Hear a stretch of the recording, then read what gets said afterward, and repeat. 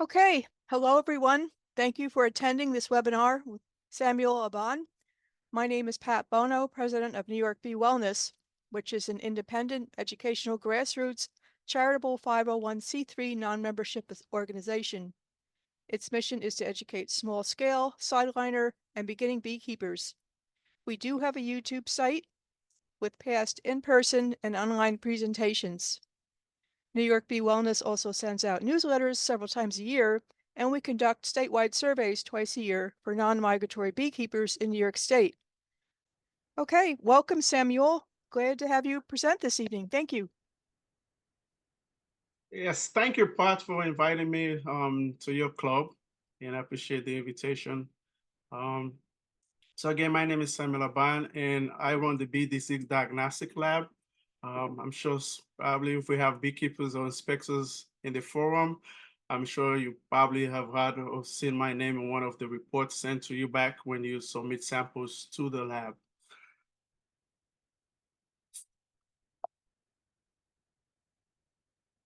So for today, I'm just going to focus mainly on our major work in the diagnostic lab. That's screening for brood disease, diagnosing pests, common pests and disease in the lab, and also the techniques that we employ to actually detecting those diseases or pests, and also just imagine pests and disease that are affecting honeybee health.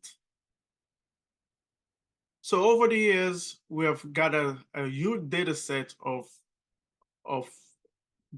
samples sent in by beekeeper, inspectors, and sideliners. So since 1984, we have been diagnosing honeybee disease samples in the lab. And through that years, as you can see the timeline, about roughly about over 70,000 samples have been processed in the lab. But for today's presentation, I'm just going to focus on the 8 years between 2015 and 2022, which roughly about 10,000 samples were processed and the data have been analyzed.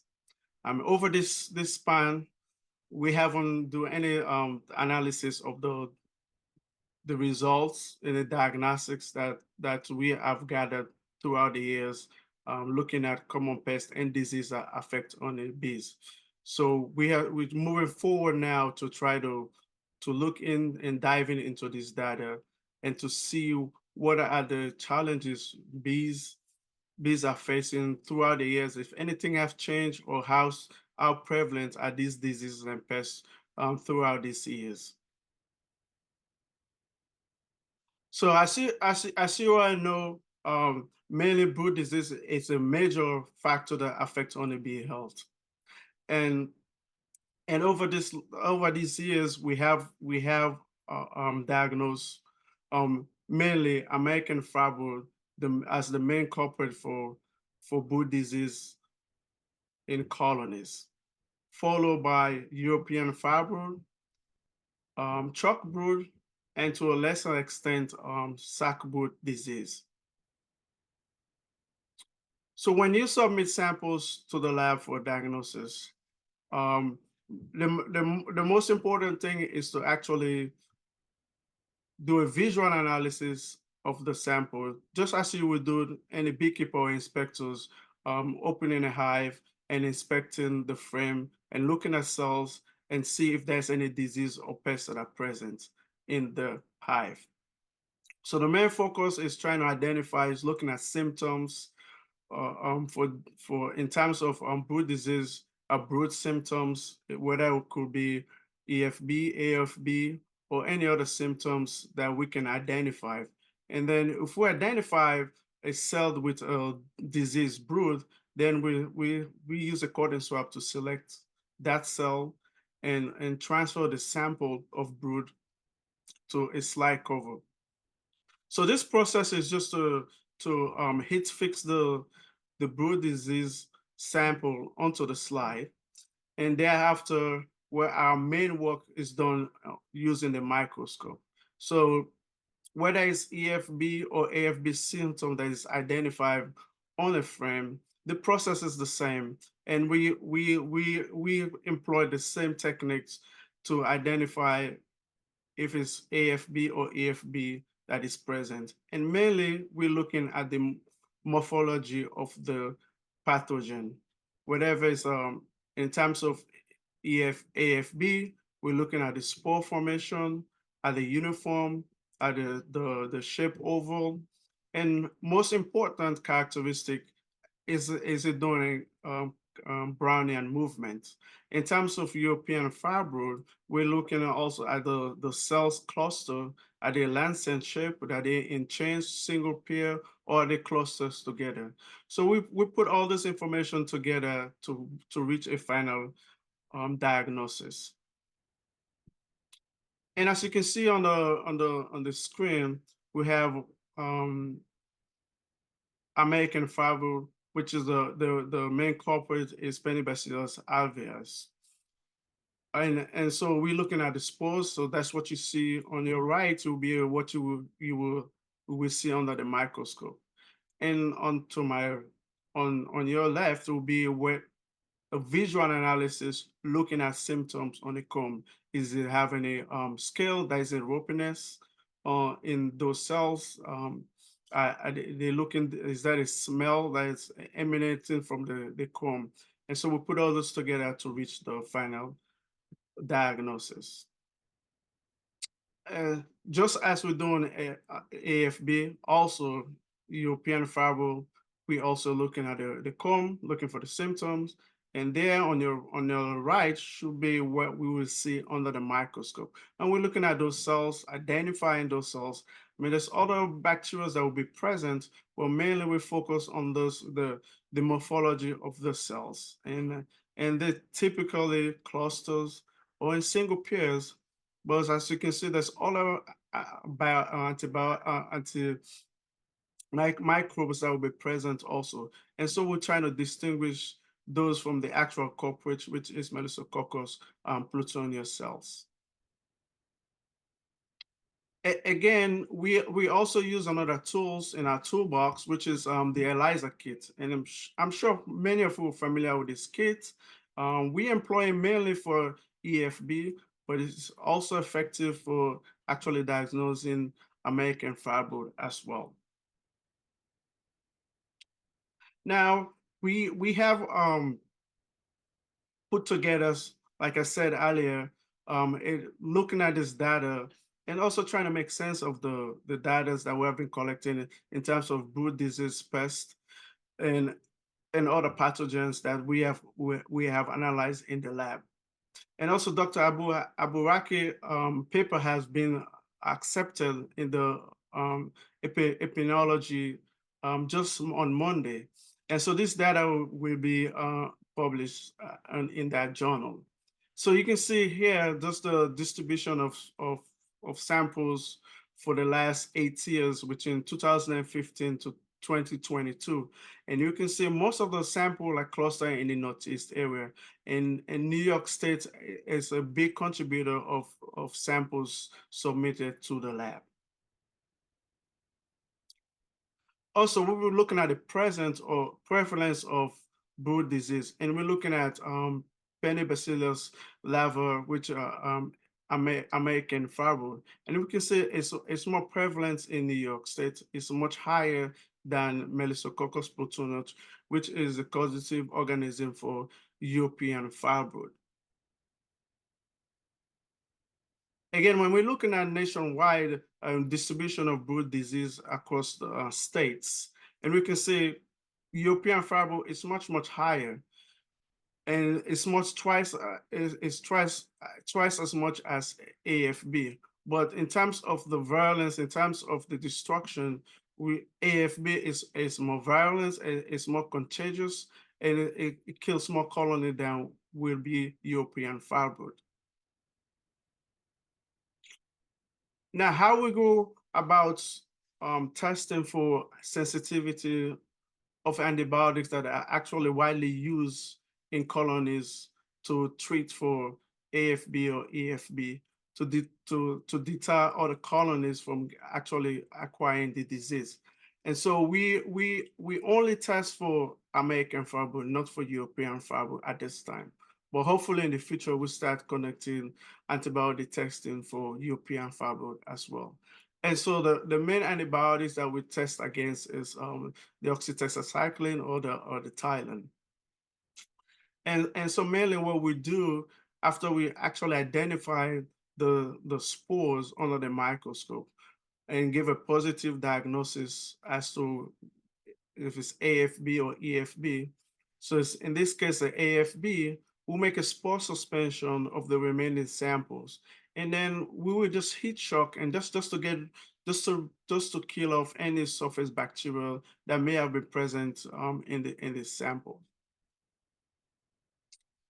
Again, in terms of the cultivating the spores, so we'll make a media, a growth media, and then we transfer the aliquot of the suspension onto the media, and then we place the antibiotics in the center of the plates. And typically, the sample will grow within 72 hours. And so when we're looking at the distribution of resistance of the antibiotics to AFB, and then we can see again, it's about 40% of the samples, which puts New York State around the intermediate range of high resistance to tetracycline. And as we all know, tetracycline have been widely used, and so there's a much more resistant to the antibiotics. But on the other hand, we have Tylosin, which is less so resistance. And in terms of New York State, we get about 30% resistance to Tylosin.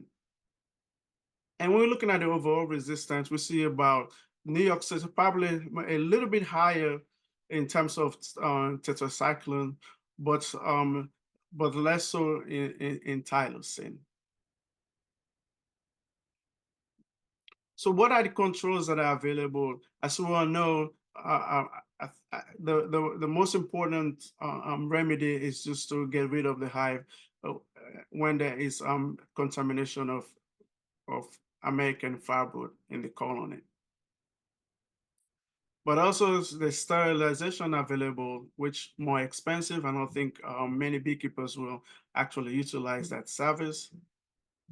Again, antibiotics I use more mainly for prophylactic treatments to actually treat a colony that is possibly adjacent to infected colony. In terms of European Firebird, the main control is still terramycin. And usually just follow the direction of treatment remedies. And it's recommended that not to treat within 3 weeks of honey flow. Other brood disease that we check in the lab, and Chalkbrood, which is caused by a fungus. There is no actual current treatment for Chalkbrood. And frequently, usually beekeeper will just actually recreate the colony, and that seems to actually help the colony recover from the infection. In terms of Sacbrood, which is caused by a virus, in general, we actually do a visual analysis, and we have less diagnosis of actual Sacbrood. And it doesn't cause a severe damage to the colony, and usually common in the springtime. But in terms of for us, it's extremely difficult because a lot of the times the sample we get are not actually fresh. They'll be probably sitting for a while during transit to us, and so even healthy colony that previously sent in might look sitting in transit for a while, might show symptom of Sacbrood just because it's been dead and decay for a while. So it's extremely difficult to actually get a positive diagnosis for Sacbrood in the lab because we just use visual analysis. So I'm going to shift gear to actually adult bee diseases. And so one of the main diseases that we diagnose in the lab is Nosema disease, which is caused by parasitic fungi and infect the digestive tract of adult bees. So the two species that are actually associated with Nosema disease, Aphids and ceranae, generally, we don't actually do any further analysis. It's just a yes or no, because mainly we just employ looking at and identifying the spores under the microscope. I mean, although there's a difference between the spore in terms of size and shape, but it's not a good method to actually distinguish between the two spores. You actually will need a molecular technique to actually give a positive diagnosis as to which species of Nosema is detected. So again, we're looking at the samples that are submitted to the lab, and again, it's in New York State top the bars of samples that have been submitted. And so this we're looking at between 2015 and 2022. And also this was also from a paper we published in January in Scientific Report. And so we're looking at the total sample that was submitted between that 8-year period. And again, we can see the distribution, the cluster of samples are from the northeast of the states. So when we're looking at the monthly average of Nosema infection rates across the states over this 8-year period, and we can see it's just a nice teacup shape formation of the graph, where we can see there's an increase of infestation during the winter season, and then it tapers down on the summer, and then it climbs back up again, starting from the fall season. But generally, the infestation rates and the load spore generally has been staying steady with around 2% of 2 million spores per bee. And so when we compare a national average against our database, we can see the average spore is about 2.15 million spores per bee, whereas it's much lower in the National Honeybee Survey samples. And I tend to think that's because a lot of the samples that we receive in the lab, those colonies are in distress. Some are probably already dead, some are dying, and some have other ailments that are actually affecting that hive. And we can see also the prevalence is very high for Nosema disease in our colonies as opposed to the National Honeybee Survey samples.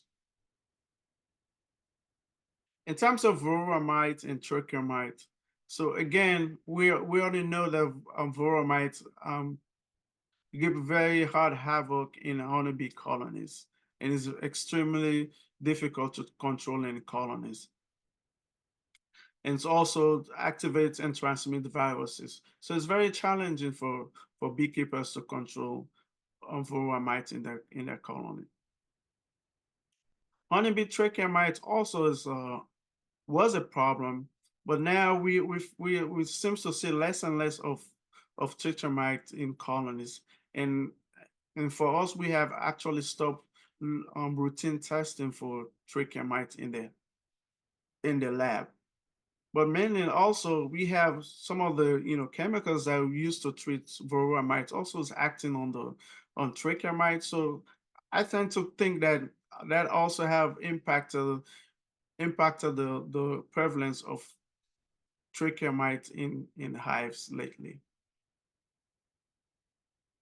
So when we're looking at also the distribution of Varroa mites across the states, and we can see again there's a similar pattern with a lot of clusters of samples received from the northeast of the country as well. And we can see in terms of zip code, we can see a lot of the samples are also, again, clusters around the Northeast region.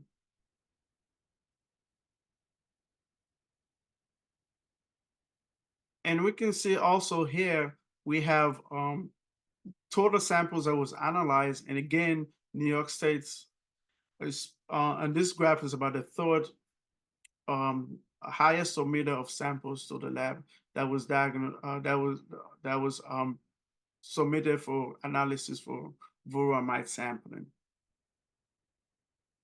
When we look at the average of infestation rates of Varroa mites, again, we see similar pattern where we have a high loads during the winter time, and then a reduction in the summer, and then an uptick again in the winter time, starting from the fall. The average mite load is staying steady, still under 10 mites per 100 bees, but also over the years has been going up and down. And when we look at the compare our data to the National Honeybee Survey data, also have a much higher average of Varroa mites per 100 bees in our sample compared to the National Honeybee Survey samples. And also the prevalence is much higher in the samples that we analyze in the lab. Let's see. So other emerging threats to honeybee health. Well, I'm sure we already heard about Tropilaelaps, and lately the Asian honeybee Hornet. We typically do some passive screening for this pests, but mainly for the Asian giant hornets, we get wasps that are confused of being a hornet that are generally submitted to the lab for analysis, but we actually haven't get any hornets submitted for analysis yet. Also, Tropilaelaps, we're still looking, and we're knock on wood. Hopefully, we're still safe and we don't get it here in the U.S. because as far as we can sell in the Asian honeybees, it's very destructive and devastating for colony if it actually gets to the U.S. I usually often get what's the best samples way to submit samples, and how do you want the samples to be submitted to the lab. I know it's difficult when if you have a plastic foundation to actually sample those hive and to submit samples to the lab. But in terms of brood, if you can find if you're unable to cut the frame, you can also use a cotton swab to just identify disease cells, and then just swab the sample of brood, and that will be enough for us to diagnose. Also, if you are able, you can cut a 2 by 2 inch area of a comb and submit that as well. In terms of adult bees, yes, we require this a leak-proof container. So it's just a mason jar. A Ziploc bag also will do. The most important thing is to actually when you sample, just to drain off any excess alcohol. So just make it much easier for the to be shipped, because sometimes if you have alcohol, the post office might reject the sample, or also you have the soil the box, and the sample might be destroyed before it gets to the lab. So like I reiterated earlier, to avoid just wrapping the comb or the smear sample in plastic or foil, no moist or mold will be growing on the samples before we receive them. Now, some of the service that we don't actually provide, and I know sometimes we get asked about viral testing. We still don't do any viral testing. No, any testing for risk identification in the lab as well.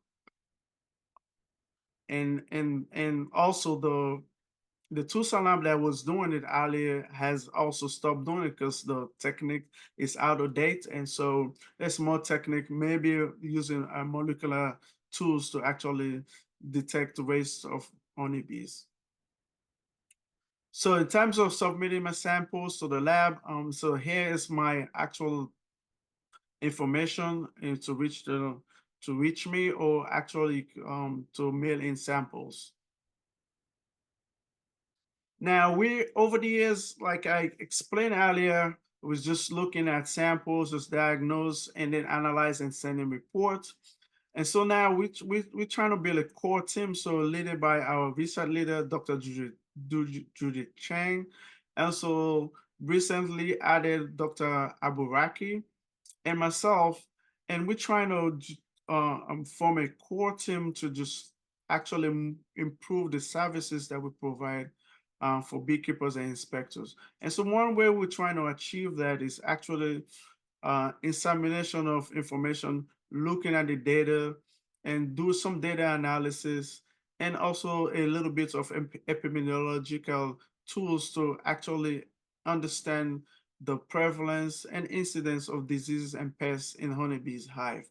And so in the coming years, hopefully we'll have a new database and more interactive with beekeepers, inspectors, and the lab directly.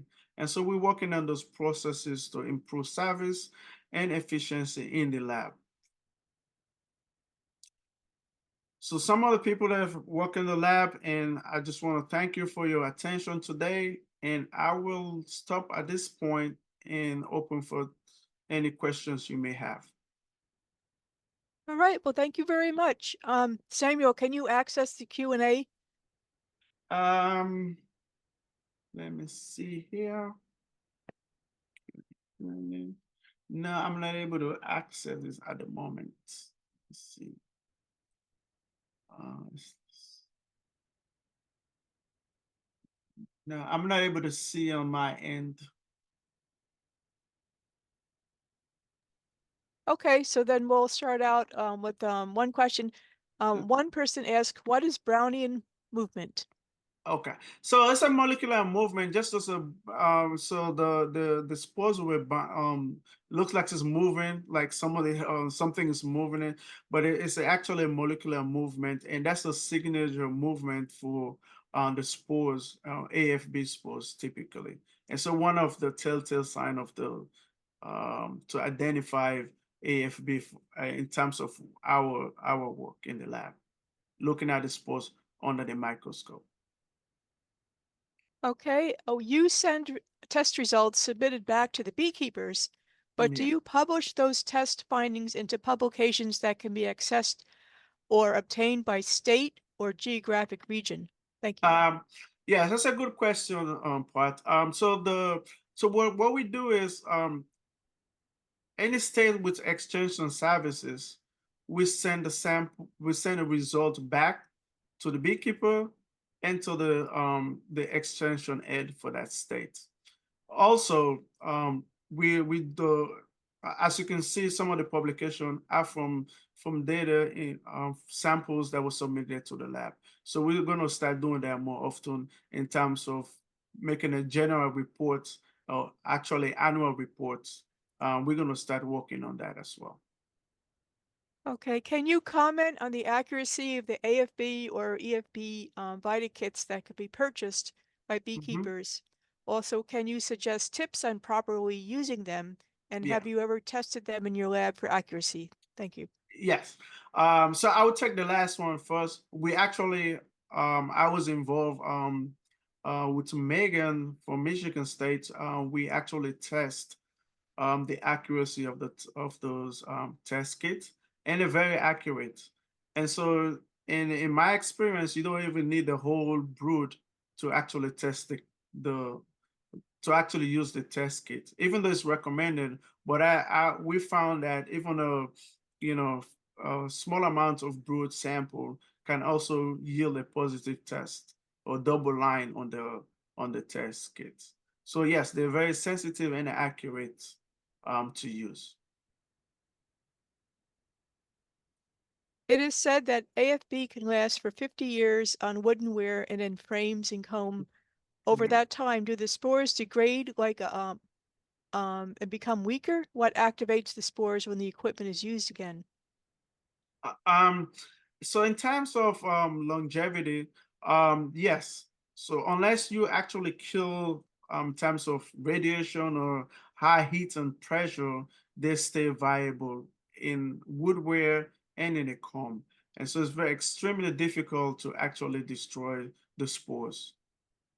In terms of what activate them, obviously, if you have a living organism, so if you had another, start another hive, um, adding bees to another infected colony, obviously that's going to actually get the spore going again.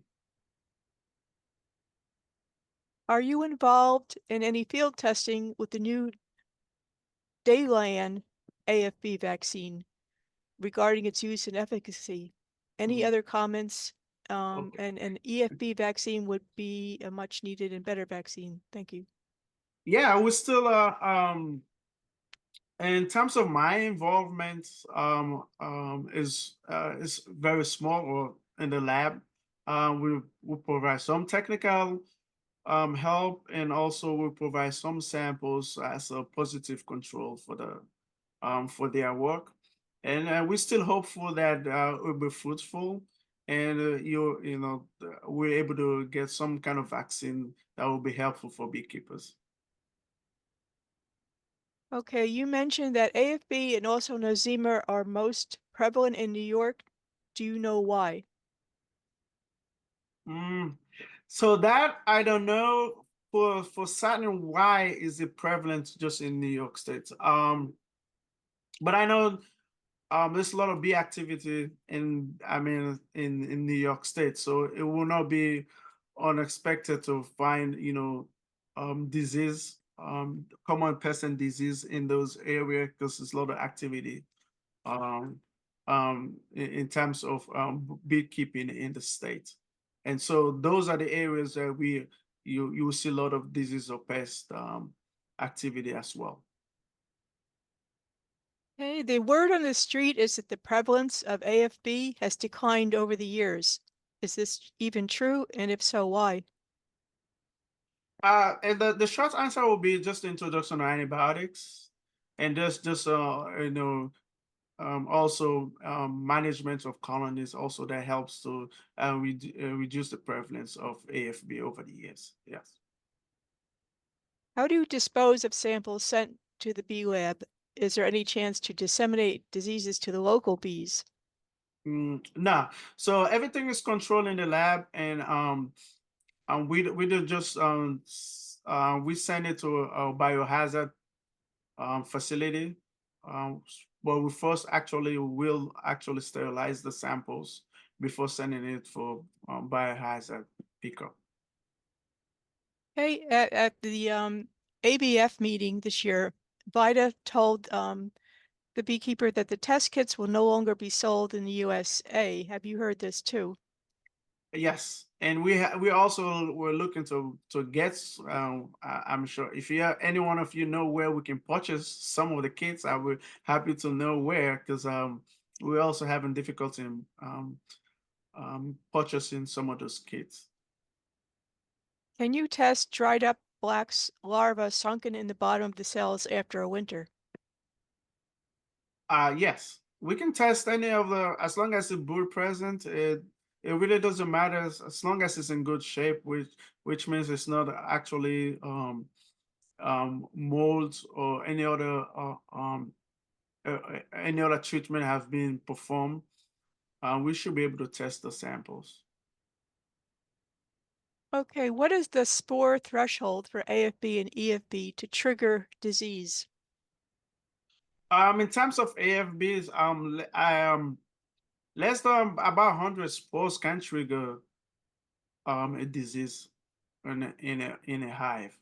In EFB, it's typically is a cell formation. It's not as contagious, but so I wasn't able to give a more a more definitive answer on the EFB side of things. Okay, do the infections spread through honey? Does imported honey bring infection? And if yes, what preventive measures are taken by authorities? I'm sure F is regulating those the import of honey and any products. That's my understanding. And in terms of finding AFBs, I know there's spores have been detected. But are they viable? I'm really not sure because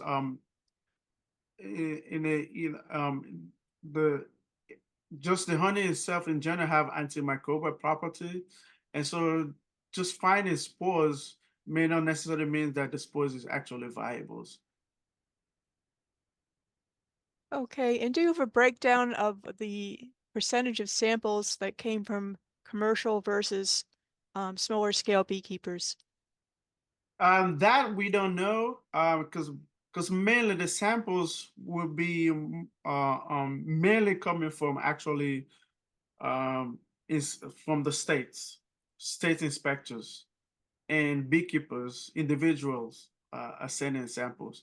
Um, we don't really get much from commercial beekeepers. And so, but I will not know exact figures as to because we don't have that information separated where we know um, who is sending the sample identify as a commercial or just individual beekeeper. But I would say on average, most of the samples are between 2 to 3 samples are sent in, even from inspectors going individual colonies. They generally just 2 or 3 samples at a time that are submitted to the lab. Okay, getting back to New York and AFB, Mhm. are there just more, is it more prevalent or are there just more samples from New York? There's more sample, but it's actually more prevalent in New York. Okay, and someone asked, do you do testing for tracheal? We do testing, but like I said, there is no routine testing anymore. So, but again, if somebody's requests and inform us that oh, I have seen some symptoms of I think it's trachea mite, then we'll give it a thought to actually test for trachea mite. Um, on the same theme, most of the samples you received are from northern states. Is it because people in the northern states are more proactive or northern states have more problems with bee diseases? No, I don't think the we get more active beekeepers and inspectors in this region. So that's why we get more samples from this region. Okay, do you have any data about the spreading capacity of these infections or the damage done um, nationwide? We don't have a in terms of impact. We don't have any way to measure that as well in terms of a total, to actually quantify that kind of impact yet. No. Oh, one person's been told by a bee inspector that EFB is not just in one hive, it is in the system. What does this mean? Um, I is in the system. I'm not sure I follow that. Um, um, in terms of distribution of EFB, yes, it's actually more prevalent if that's what we we're looking at. It's more prevalent than AFB. Um, but I'm not sure about what the system the questionnaire is referring to. Oh, they said that it meant that the inspector said that it would be in all their hives, that 1 yard. It could be only a hive. It could be. If you have infection, active infection, it's going to easily spread in a hive. Yes. The only thing because it's um it may not it may not easily identify sometimes in some cases. So it will linger for a while, and then by it will take a while for a beekeeper to actually notice that they have an active infection going on. So yeah. One person asked, if bee, does it remain viable in empty equipment for 3 years?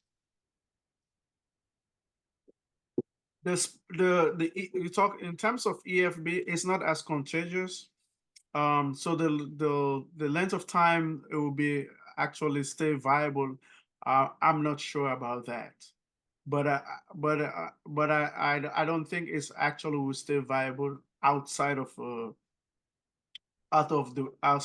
brood, because when we look at Melisococca itself, the causative organism is very extremely difficult to actually reinfect.